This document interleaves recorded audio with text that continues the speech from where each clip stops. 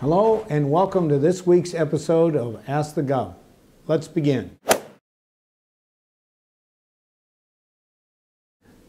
Our first question comes from Josh via Facebook. Josh asks, Mr. Governor, is there anything you can do to keep gasoline costs from rising?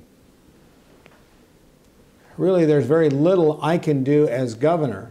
However, I think our country needs to change its policies to permit more exploration for oil and gasoline, and obviously changing some of the restrictions we've placed on drilling would help. I also believe that we need to make it easier to use renewable fuels like ethanol and biodiesel and wind energy. All of these things could help us reduce our dependency on foreign oil and thereby help bring down the price and the cost of gasoline. Second question comes from Jesse via Facebook. Jesse asks, do you support Agenda 21? No, I do not. This is a UN resolution that I think is really a government overreach. And I have been working as governor to try to stop some of this overreach at the state level. But we certainly don't want to see the United Nations or the federal government going in and taking people's property away from them or denying people their rights they have as American citizens.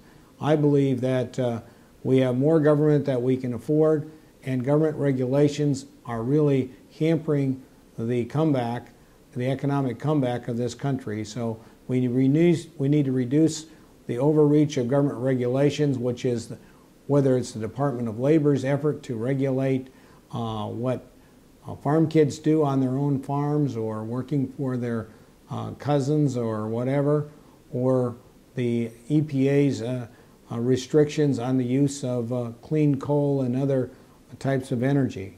The third question comes from Byron via Facebook.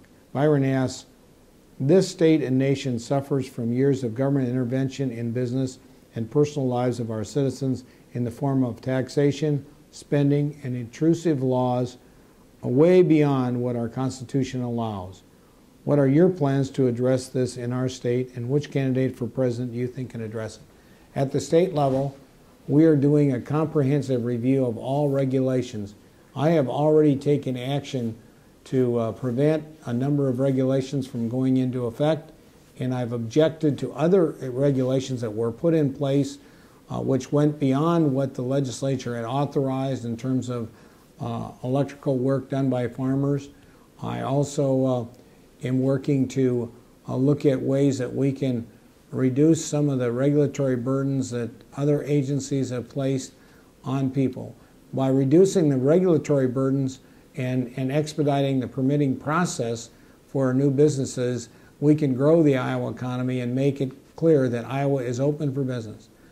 In addition to that, at the federal level, I think we need a candidate that's going to reverse the growth of government that we've seen under President Obama, somebody that will reduce the tax and regulatory burden, be it the extremely high federal corporate taxes, which drive companies to locate in other countries rather than in our country, prevents companies from bringing their profits back to invest in this country.